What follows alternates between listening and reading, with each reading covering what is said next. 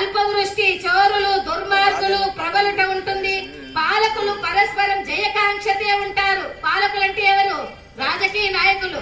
ఏ రాజకీయ నాయకులు వచ్చినా వాళ్ళపైన మనం పగ ఎలా తీర్చుకుందాం, వీళ్ళపైన పగ ఎలా తీర్చుకుందాం అని అనుకుంటారే గాని ప్రజలకు మంచి చేస్తామనేటువంటి ఎవరైనా ఇక్కడ రాజకీయ నాయకులు ఉన్నారా?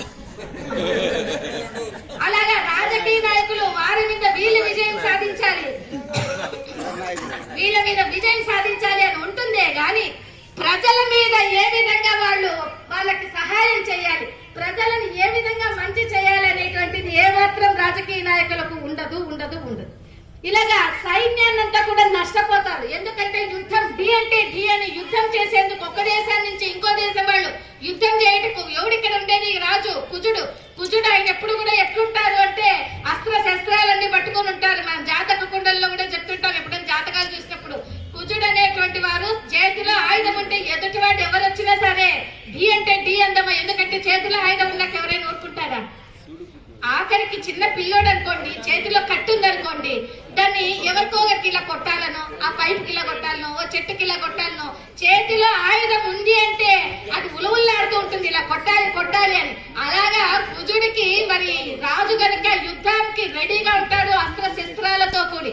ఆ విధంగా యుద్ధ తీవ్రత ఎక్కువగా ఉంటుంది, లోకమున భయోత్పాతం అధికంగా ఉంటుంది రాజు కుజుడు అవటం వల్ల. ఇక శని మహానుభావుడు మంత్రి. ఈయన వచ్చే మంత్రి అగుట వల్ల వర్షాలు తక్కువైపోయి పంటలు కూడా తక్కువైపోయి, ఎప్పుడైతే పంటలు తక్కువైతాయో రేట్ ఏమవుతుంది? ఏటమ్మా ఎకనామిక్స్ చదువుకున్నాం కదా చిన్నప్పుడంతా.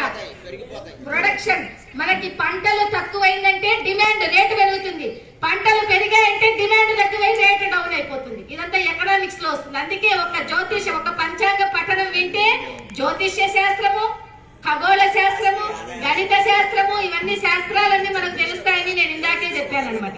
అదే విధంగా చోర అంటే దొంగతనము, అగ్ని వలన బాధలన్నీ కూడా ప్రజలకు మాన ప్రాణాలతో వాళ్ళకి చాలా భయపడుతూ ఉండాల్సి వస్తుంది. ధాన్యాదుల ధరలంతా కూడా పెరుగుతాయి. ధాన్యాదులు అంటే పంటలు తక్కువైనప్పుడు ఇంకా ధాన్యం పెరుగుతుంది కదా, ఇదే జరుగుతుంది ఈ మంత్రి శని అవ్వడం వల్ల. అదే పనిగా సేనాధిపతి ఎవరు అంటే ఆయన కూడా శని మహానుభావుడే. శని భగవానుడు ఈ సంవత్సరం డబుల్ యాక్షన్, ట్రిపుల్ యాక్షన్ కాదు, 4 యాక్షన్లు తీసుకున్నారు శని మహానుభావుడు. ఏమేమంటే మంత్రి ఆయనే, సేనాధిపతి ఆయనే, అర్ఘ్యాధిపతి ఆయనే, మేఘాధిపతి శని. అందుకే ఈ సంవత్సరం అంటే ఈ సంవత్సరానికి ఎవరు అధిపతి? శని మహానుభావుడు. అందుకే ఆ శని మహానుభావుడికి శనివారం రోజున తైలాభిషేకాలు జరిపించండి.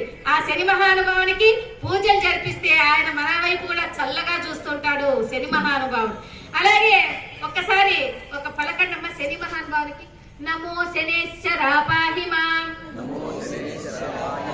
నమో మందగమనా పాహి మాం, నమో సూర్యపుత్రా పాహి మాం, నమో ఛాయసుతా పాహి మాం, నమో జ్యేష్ఠపత్ని సమేతా పాహి మాం, నమో యమ ప్రత్యధిదేవా పాహి మాం, నమో గృధ్రవాహాయ పాహి మాం. అంటే ఏమిటి అర్థం అంటే, ఓ శనేశ్వర పాహి మాం, ఓ మందగమన పాహి మాం, ఓ సూర్యపుత్ర పాహి మాం, ఛాయాసుత పాహి మాం, జ్యేష్ఠపత్ని సమేత పాహి మాం. యమ ప్రత్యధిదేవ, ఆయన్ని యమ ప్రత్యధిదేవుడు అని కూడా అంటారు.